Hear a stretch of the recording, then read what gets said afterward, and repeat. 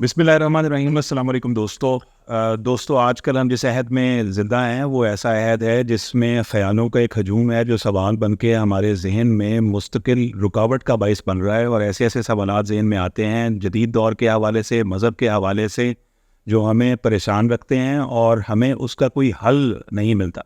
हम डॉक्टर साहब से आज कुछ सवालात करेंगे। मैं उम्मीद करता हूँ ये वो सवालात हैं जो आपके दिल के भी बहुत करीब होंगे और मैं ये भी उम्मीद रखता हूँ कि इनके जवाबात पाके आप में जो तिश्नगी या प्यास होगी वो बहुत हद तक इंशाअल्लाह बुझ जाएगी। डॉक्टर साहब अस्सलाम वालेकुम। कैसे हैं सर? वालेकुम अस्सलाम वरहमतुल्लाहि वबरकातुहू। डॉक्टर साहब कुछ सवालात हैं जो हम चाह रहे थे कि आपसे करें और उनके जवाब आपसे हासिल करें। ये सवालात जो हैं आप जानते हैं कि जदीद दौर में जो स्टूडेंट्स हैं स्पेशली जिनका एज ग्रुप जो है वो 18 से 30 के दरमियान है, जो या कॉलेज गोइंग हैं या अपनी जॉब से वे अभी भी गए हैं, वो मीडिया का एक ऐसा इन्फ्लक्स है और इन्फॉर्मेशन इतनी ज़्यादा है कि कभी कभी उनको इस इन्फॉर्मेशन में ये नहीं मालूम पड़ता कि अपना कौन है और गैर कौन है, और इसमें वो कंफ्यूज हो जाते हैं। ये सवाल मज़हब के हवाले से भी होते हैं, ये सवाल जदीद तालीम भी पैदा कर रही है, ये सवाल वो इंटरप्रटेशन या तशरीह भी पैदा कर रही है जो हम मसाजिद के मंबर से सुन रहे हैं। किसी को कंक्लूसिवली सही कहना या गलत कहना ये भी मुश्किल होता है, तो इसीलिए आपसे कुछ वक्त हम चाहते थे। जी बिस्मिल्लाह। देखिए, कॉन्सेप्ट की क्लैरिटी जो है ना, ये तो बहुत ज़रूरी है। आपने सुना होगा कि वो clarity of concept is the key to success. तो किसी भी शोबे में कॉन्सेप्ट की क्लैरिटी जो है ना, उसके बगैर ऐसा है कि आपका फिक्री सफ़र आगे नहीं बढ़ता। तो अगर कॉन्सेप्ट की क्लैरिटी आपके पास होगी तो फिर वो जो जितना भी इन्फ्लक्स होगा मीडिया में, आप उसमें से राइट चूज़ कर लेंगे। जैसे वो सुनते हैं कि जो पीकॉक होता है वो मोती चुन लेता है। वो दूध, अगर दूध मिलावट ज़्यादा भी हो तो वो उसके पास कुदरत ने हुनर दिया होता है कि वो पानी अलग कर देता है और दूध को अलग करके पी लेते हैं। तो अगर कॉन्सेप्ट की क्लैरिटी होगी तो फिर आपके पास ये स्किल भी आ जाएगी। डॉक्टर साहब, आजकल हम ये देखते हैं कि चूँकि दुनिया वसी हो गई है, हमें कॉस्मॉस से सैयारे नज़र आते हैं। ज़मीन एक छोटा सा सैयारा है। आसमान की वसतों में जो इल्म पनाह है वो साइंस ने हमारे सामने खोल के रख दिया है। लोग उसके हवाले से मुख्तलिफ सवालात करते हैं। हमारी अपनी जो मजहबी ट्रेडिशन है, उस मजहबी ट्रेडिशन में भी हमारे अकाबरीन, बड़े सहाबा कराम और अहले बैत के में भी ऐसी ऐसी जय्यद शख्सियात मौजूद है जो ऐसी उन्होंने बातें की हैं जो कॉस्मोलॉजी से या कायनात से रिलेटेड हैं। और उन बातों के साथ कभी कभी एक रुझान पैदा होता है कि साइंस को और उन बातों को मिला के देखा जाता है और फिर उस पर राय कायम कर ली जाती है। राय भी कभी कभी इतनी कॉन्क्लूसिव होती है, इतनी सख्त होती है कि उसमें से कोई हमें रास्ता नहीं मिलता कि क्या ये राय मान लेनी चाहिए या ये राय रिजेक्ट कर देनी चाहिए। इसी हवाले से पहला सवाल मेरा हज़रत मौला अली करम वजह के हवाले से है। जिस तरह उनका एक कौल मशहूर है, मारूफ है, जिसमें आपने फरमाया कि लोगों को शायद ज़मीन के रास्तों का उतना इल्म नहीं होगा जितना मुझे आसमान के रास्तों का इल्म। अब ये कौल तो अपनी जगह बड़ा मारूफ भी है और इंसान को एक्साइट भी करता है कि आसमान के रास्ते, लेकिन चूंकि अब कॉस्मोलॉजी भी साथ साथ साइंस की चल रही है तो कुछ लोग जो हैं वो उसको सिर्फ कॉस्मोलॉजिकल जो पाथवेज हैं या जो रास्ते हैं या कभी कभी उनको पोर्टल्स की तरह दी जाती हैं उन तक महदूद कर देते हैं। तो क्या ये जो कॉस्मोलॉजी है इस तक ही ये कौन महदूद देखना चाहिए? इसकी बड़ी जगह है। नहीं, असल में बात है कि पूरी की पूरी कॉस्मोस असल में ज़मीन ही है ना। यानी कि जिसको हम स्पिरिचुअल टर्म में, दीनी टर्म में आसमान कहते हैं, तो ये वाला आसमान तो नहीं है, क्योंकि ये आसमान इटसेल्फ तो कुछ भी नहीं, हद निगाह है। आप अगर चंद किलोमीटर ऊपर उठ जाते हैं तो आसमान हो रहे, तो आसमान कोई इटसेल्फ चीज़ नहीं ना। मतलब ये कि जो भी आपका टाइम एंड स्पेस का जो मैट्रिक्स है ना, सारे का सारा ये ज़मीन ही कहलाएगी। और जब ये इसके मुकाबले में लफ्ज़ आसमान इस्तेमाल किया जाता है तो इसका मतलब होता है कि ये इसका तल्लुक़ गैब के हवाले से ये समझना ज़रूरी है। यानी कि आप ये समझ लें कि अगर आपने किसी दूर इंटरस्टेलर जो गैलेक्सी में अगर कोई प्लैनेट डिस्कवर कर लिया है कि जहाँ पे लाइफ थी, तो वो भी ज़मीन ही है, उसको आसमान न कहें। یہ اس کو براڈر ٹرم میں آپ یہ کہیں کہ جو آپ کا وجود ہے، مادی وجود ہے جس کے آپ بنے ہوئے ہیں، اور جس مادی وجود میں آپ کو رکھا گیا، یہ سارے کا سارا مل کر زمین ہے. اس وجہ سے جو ہے نا زمین سنگولر ورڈ میں استعمال ہوئی ہے ہمیشہ، اور آسمان سما ہمارے میں استعمال ہوئی کہ وہ اس میں شعور کی پرتیں ہیں جو نان ٹینجیبل ہیں. جب آپ فرما رہے ہیں کہ میں لوگوں میں آسمان کے راستے، زمین کے راستے سے بہتر جانتا ہوں، تو اس سے مراد یہ ہے کہ آپ اصل میں یہ کہہ رہے ہیں کہ جو زمینی جو سورسز آف نالج ہیں، اس سے فار بیٹر اور بیونڈ دس اس کے اسکوپ سے بھی باہر میں الہامی ہدایت کو جانتا ہوں کہ مجھ سے الہامی ہدایت کے بارے میں پوچھو. یہ زمین کے معاملات تو خود بھی آپ طے کر لو گے نا. یعنی کہ جب یہ کہا گیا کہ میں زمین کی نسبت، کیونکہ وہ زمینی جو معاملات ہیں جس میں آپ کی ساری سائنس آ جاتی ہے، فلسفہ آ جاتا ہے، یہ سب by default secular platform ہے. اس میں اگر ایک شخص کلمہ گو ہے یا نہیں ہے تو اس سے کوئی فرق نہیں پڑتا. چاند پر جانے کے لیے آپ کو کلمہ پڑھنے کی ضرورت نہیں ہوتی. آپ انجن بنانے کے لیے یا آپ کو شپ یارڈ کھڑا کرنے کے لیے آپ کو 6 کلمے پڑھنے کی قطعاً ضرورت نہیں ہوتی. وہ اس کا ایک سائنس یا فارمولہ ہے، اس کے مطابق اور جو بھی مسٹر ایکس وائی زیڈ کھڑا ہوگا وہ کر لے گا. اور جو دوائی مسلمان پر کام کر رہی ہے وہی مومن پر کام کرے گی، وہی کافر پر کام کرے گی. مومن کے لیے ہمیں پینسلین الگ سے ضرورت نہیں ہے.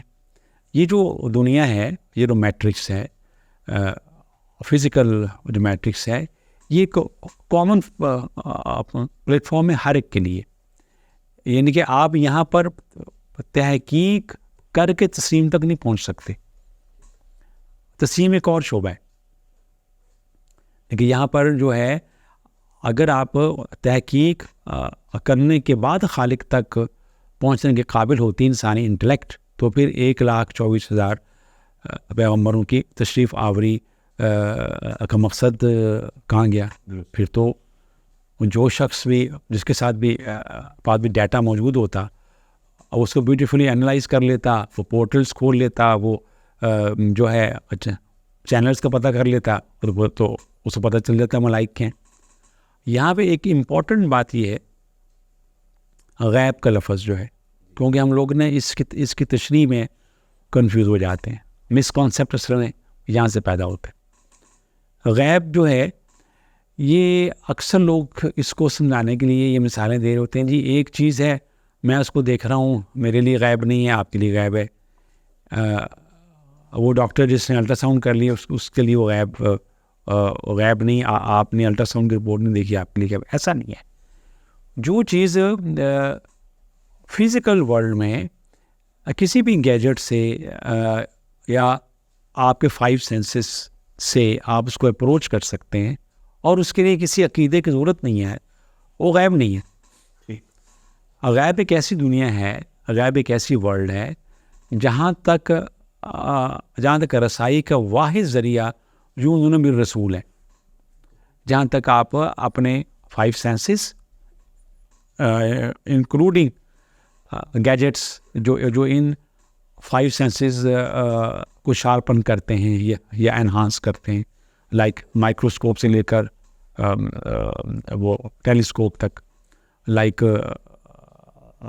کسی ریڈیولوجیکل بیم سے لے کر کسی انفراریڈ ریڈیشن تک، جو بھی گیجٹس ہیں آپ کے پاس، جو جہاں تک ان کی رسائی ہے وہ فزیکل ورلڈ ہے. وہ ایسا ہی جیسے آپ دیکھیں کہ آپ نے واٹس ایپ کال میں لا لی امریکہ میں ہے جی، ایک بندہ جس کو نہیں اسکائپ کھولنا تو گئے غیب ہے. یہ غیب تو نہ ہوا، یہ تو ایک ٹیکنالوجی ہوئی کہ آپ کے پاس ہے، اس کے پاس نہیں ہے. آپ کے پاس فون ہے، اس کے پاس نہیں ہے. آپ کے پاس لیزر بیم ہے، آپ نے اس دیوار کے پار بھی دیکھ لیا. آپ کے پاس الٹرا ساؤنڈ ویو ہے، آپ نے مدر وارمز میں جا کر بچے کا سکیلیٹن دیکھ لیا، بچے کی سیکس دیکھ لی. تو کہنے کا مقصد ہے کہ یہ قطعاً غیب نہیں ہے. غیب کا تعلق وہ ہے کہ جس کا تعلق رسولوں کے اطلاع کے ساتھ ہو, جس میں فرشتے ہیں, جس میں قیامت ہے, جس میں جنت ہے, پل صراط ہے, دوزخ ہے, خود رب کریم ہے جو سب سے بڑا غیب ہے, جس تک انفارمیشن کی حد تک بھی رسائی اس وقت تک نہیں ہے جب تک ہم رسولوں پر ایمان نہ لیں. تو اس سمے اگر آپ نے اس لفظ کے مطلب کو کھولنا ہے, جو انہوں نے بالغیب کیا مطلب, تو آسانی کے لیے سمجھ لیں جو انہوں نے بالرسول. اور بائی دی وے لفظ نبی جو ہے اٹ سیلف اصطلاحاً جو ہے کہتے ہی ایسی شخصیت کے بارے میں جو غیب کی اطلاع دیتا, اور صرف اطلاع دینے والا نہیں ہے, صرف خبر دینے والا نہیں ہے, غیب کی خبر دینے والا, کہ جہاں تک آپ کی انٹلیکٹ نہیں پہنچ سکتی, وہ غیب کی دنیا ہے, وہ آسمانی راستے ہیں, وہ آسمان کا سکوپ وہ ہے. سر جو میں سمجھا ہوں آپ کی بات سے, آپ فرما رہے کہ جو بالائے حواس کسی گیجٹ کی تحت آپ معلوم نہ کر پائیں اور وہ نبی کی طرف سے خبر کا محتاج ہو, اس کو غیب کہتے ہیں. وہ غیب کہیں گے. بالکل ایگزیکٹلی آپ نے جو ساری ڈسکشن تھی آپ نے اس کو ایک جملے میں گویا پڑھنے کی کوشش کی بہت اچھی طرح. جی تو سر ابھی آپ نے ایک اصطلاح استعمال کی, الہامی ہدایت, کہ آسمان کے راستوں کے علم کے حوالے سے جب ہم اس کال کو دیکھیں گے تو اس کا تعلق الہامی ہدایت سے ہوگا. سر ہم الہامی ہدایت کو جب دیکھتے ہیں کہ الہامی ہدایت یعنی جو ہے, کیا اس کو ہم سمجھ سکتے ہیں, یا آپ اس کو اگر بیان کرنا چاہیں ہماری آسانی کے لیے کہ الہامی ہدایت کسے کہتے ہیں؟ دیکھیں ایک جبلی ہدایت ہوتی ہے, جب بچہ پیدا ہوتا ہے اس کو پتہ دودھ کیسے پینے, ہاتھوں گرنے سے کیسے روکنے, بھوک میں کیسے رونا ہے, یہ جبلی ہدایت ہے جو تمام جانوروں میں ہے, کہ بچے کیسے پیدا کرنے ہیں, پھر بچوں کو آپ نے پالنا کیسے. یہ جبلی ہدایت بھی الہامی ہدایت نہیں ہے, یہ جبلی ہدایت ہے. اور دوسری ہدایت ہے جو آپ کی دماغ کی محتاج ہے, یعنی کہ جس کو نور عقل والی ہدایت, کہ آپ دیکھیں کہ ہر انسانی معاشرہ جانتا ہے چوری بری بات ہے, بائی ڈیفالٹ جانتا ہے کہ کسی کو قتل نہیں کرنا, بائی ڈیفالٹ جانتا ہے کہ جسٹس ہونی چاہیے. آپ دیکھیں غیر مسلم معاشروں نے تاریخ میں بھی اور حال میں بھی سوشل جسٹس سسٹم قائم کیے ہوئے کسی الہامی ہدایت کے بغیر. میرا مطلب یہ ہے کہ جو عقلی ہدایت ہے وہ صرف آپ کو یہ بتاتی ہے کہ آپ نے پیوٹریفائڈ گوشت نہیں کھانا, وہ یہ نہیں بتائے گی کہ آپ نے خنزیر نہیں کھانا, وہ یہ بتائے گی کہ آپ نے ایڈکشن نہیں کرنی. لیکن اگر اس کو یہ بتا دیا جائے کہ اگر تھوڑی سی پی لینے سے کچھ نہیں ہوتا تو کہیں کا پھر اس میں کوئی ایشو نہیں ہے. الہامی ہدایت جو ہے وہ آپ کو صفائی کے بارے میں نہیں بلکہ طہارت کے بارے میں بتائے گی, کہ صفائی اور چیز ہے, طہارت اور چیز ہے. انسان نے جو معاشرے اپنے نور عقل سے قائم کیے ہوئے ہیں, رب تعالیٰ نے اس کو ہدایت عقل والی بھی ہدایت دی ہے, اس کا بھی تعلق صرف اسی دنیا کے ساتھ ہے کہ وہ معاشرہ آپ ایک ایسا کام کر سکتے ہیں جس میں آپ جب تک انسان مرتا نہیں خوشحال رہے گا. لیکن مرنے کے بعد کیا ہونا ہے یہ آپ کسی گورنمنٹ نے نہیں بتانا, کسی ویلفیئر اسٹیٹ نے نہیں آپ کو بتانا کہ مرنے کے بعد آپ کے ساتھ کیا سلوک ہونا ہے, یا آپ کے یہ جو یہاں پر اعمال جو تنہائی کے اعمال وہ کیا کرتے ہیں. جرم اور گناہ میں جو فرق ہے وہ کچھ سسٹم نہیں بتایا گا, یعنی کہ آپ کے پاس نور عقل والی جو فیکلٹی ہے وہ آپ کو جرم اور گناہ میں فرق نہیں بتائے گا. الہامی ہدایت بتائے گی کہ عین ممکن ہے کہ ایک چیز جرم نہ ہو لیکن گناہ ہو. اگر آپ شکاگو میں ہیں تو گیمبلنگ جرم نہیں ہے, وومنائزنگ جرم نہیں ہے وہاں, لیکن جس کے بعد الہامی ہدایت ہوگی اس کو پتہ ہے کہ یہ چیزیں سن ہیں. تو وہ سن میں اور کرائم میں فرق اگر آپ کو سمجھ آ گئی تو آپ پتہ چل جائے گا کہ انسان کے بعد عقل کی ہدایت میں اور اس کے بعد الہامی ہدایت میں کیا فرق ہے, کیونکہ اس کا تعلق باطن کے ساتھ ہے. باطن تک جو اپروچ ہے وہ آپ بغیر انبیاء کی وساطت سے نہیں حاصل کر سکتے، چونکہ دین کا جو ہے نا پیغام جو ہے وہ اصل میں باطن سے ہی آیا ہے۔ کشف المحجوب میں ایک جگہ پہ بڑی خوبصورت بات لکھی ہوئی آپ نے، ویسے باتیں ساری ماشاء اللہ خوبصورت ہے، جو بات سمجھ آتی ہے وہ انسان سمجھتا ہے، بڑی خوبصورت ہے۔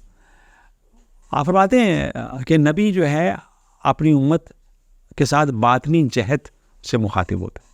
اب یہ اگر اس جملے کو ہم سمجھ لیا جائے تو ہمارا بہت سا کانسیپٹ کلیئر ہو جاتا ہے کہ نبی کی ذات محض ریفارمر نہیں ہے،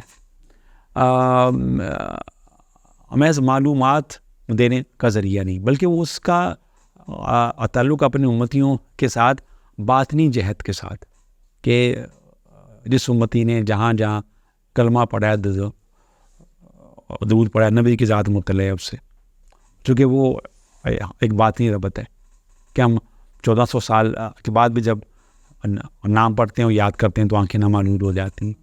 تو یہ محض ڈیٹا نہیں ہے، یہ محض پاس ہسٹری نہیں ہے، یہ ایک باطن تعلق ہے، روح کا تعلق ہے، جس کا تعلق اس فزیکل ورلڈ یا اس فزیکل گیجٹس یا ڈیٹا کے ساتھ ہرگز نہیں ہے۔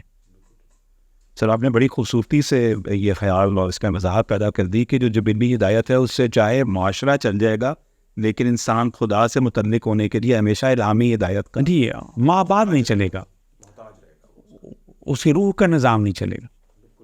بالکل ہی سر اسی سے